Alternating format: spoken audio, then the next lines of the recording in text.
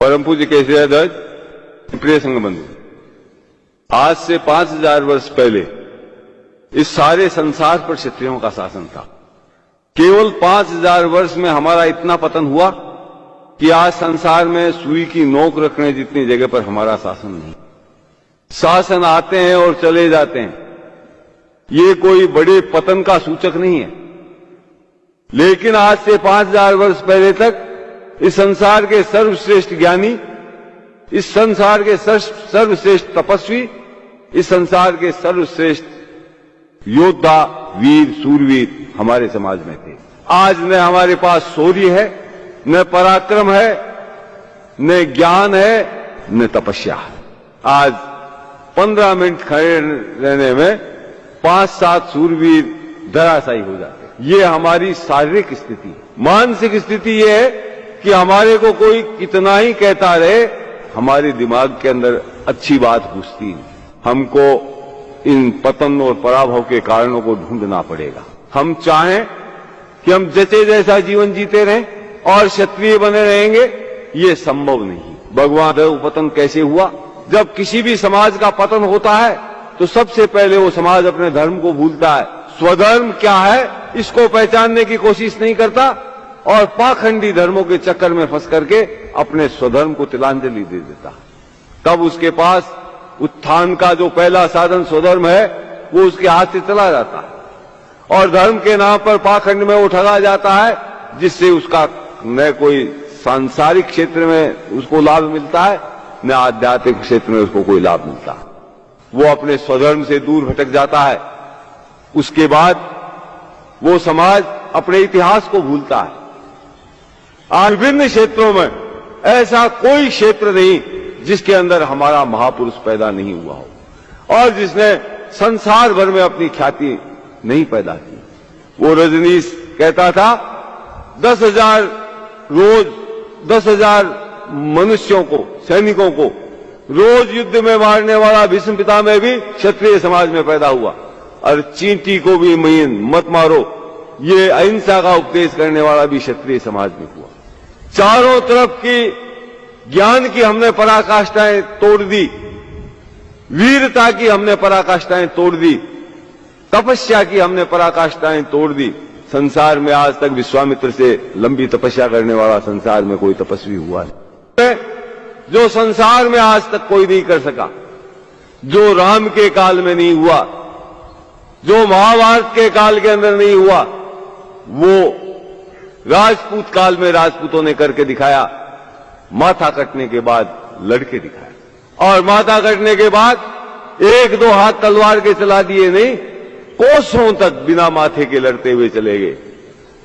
लोगों का सिर यहां पड़ा है, धड़ मिला है 5 कोस दूर, धड़ मिला है 10 कोस दूर। आज दोनों जगह उनकी समाधियां बनी हुई हैं, दोनों जगह पूजे जाते हैं। जहां सर गिरा वहां भी समाधि बनी हुई है, वहां भी पूजा होती है।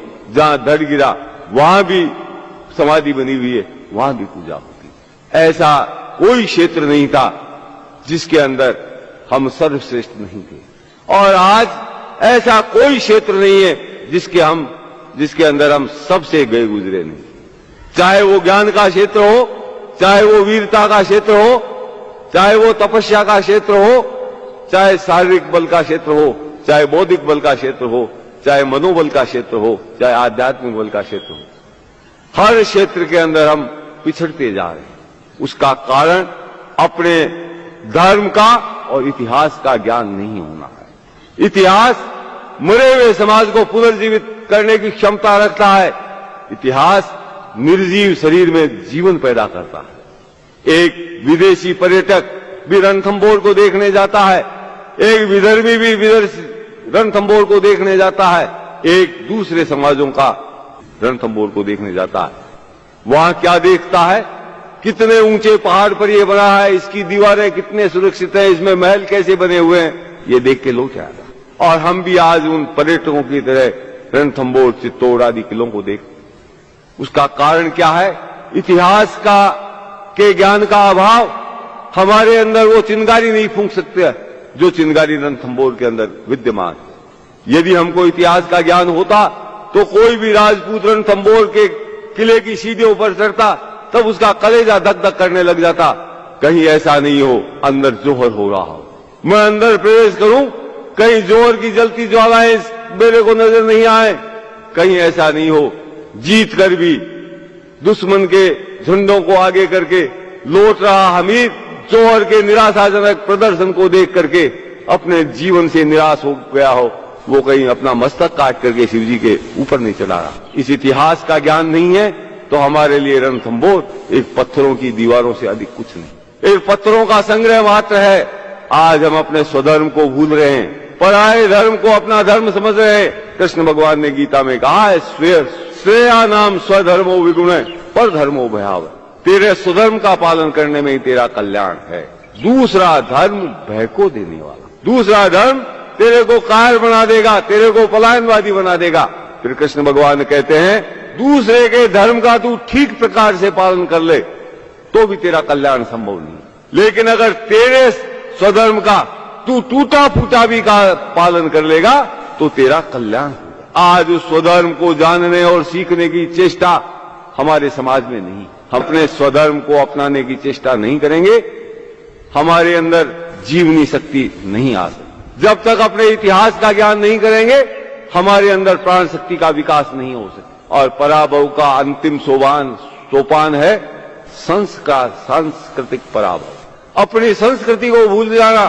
आज भी हर दिन हमारा बोल चाल रीति रिवाज खान पान रहन सहन सब दूषित होता जा रहा है। इस पूंजीवादी सभ्यता और पूंजीवादी संस्कृति यानी विदेशी सभ्यता और विदेशी संस्कृति यानी ईसाइयत की सभ्यता और ईसाइयों की संस्कृति का प्रचार आज इस देश के अंदर चैत्र शुक्ला प्रतिपदा को कोई नया वर्ष नहीं मनाता। 1 जनवरी को ये धर्म के ठेकेदार बने हुए शुभकामनाएं देते हैं, नए साल की शराब पी के नाचते हैं। शहरों में जाकर के देखो ये सारे पी करके होटलों में नाचते हैं। और अपने स्वधर्म को सीखना पड़ेगा, सिखाएगा कौन? उपनिषदों में लिखा है, क्षत्रियों ने अपना ज्ञान कभी किसी को नहीं बताया, इसीलिए उन्होंने करोड़ों वर्ष तक इस सृष्टि पर शासन किया। हमारे धर्म का कोई ग्रंथ नहीं है जिससे हम ये सीख ले कि ऐसा शास्त्र धर्म है। हमको जो हमारे श्रेष्ठतम ग्रंथ हैं उपनिषद, वाल्मीकि रामायण, महाभारत, गीता आदि के अंदर सर खपा करके ये ढूंढना पड़ेगा कि हमारे पूर्वज किस रास्ते पर चल करके इतने महान बने। उस रास्ते को हम स्वयं ढूंढें, उस रास्ते पर अग्रसर हों, तब हमारा उत्थान संभव है।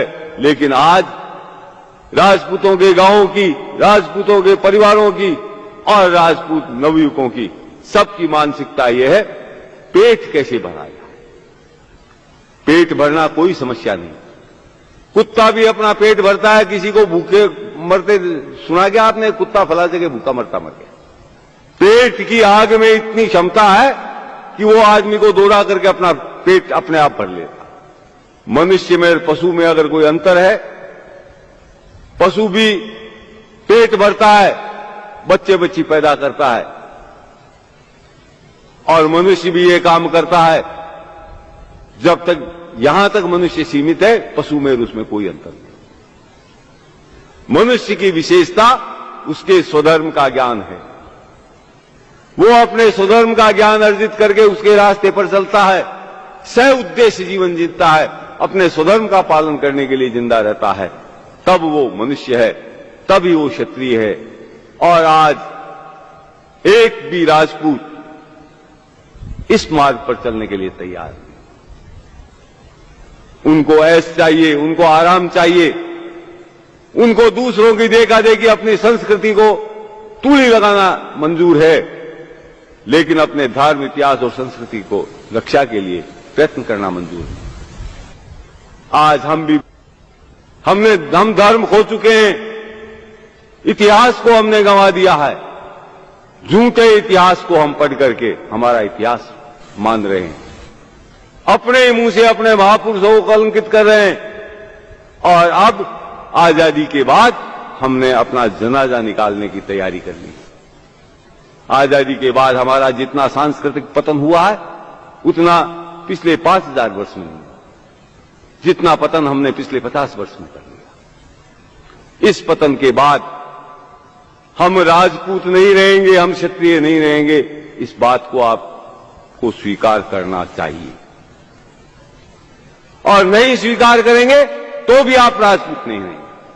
स्वीकार करेंगे तो प्रयत्न करेंगे क्षत्रिय बने रहने के लिए, राजपूत बने रहने के लिए, और तब हो सकता है हमारा ये डूबता हुआ समाज डूबने से बच जाए। इसलिए आज हम यहां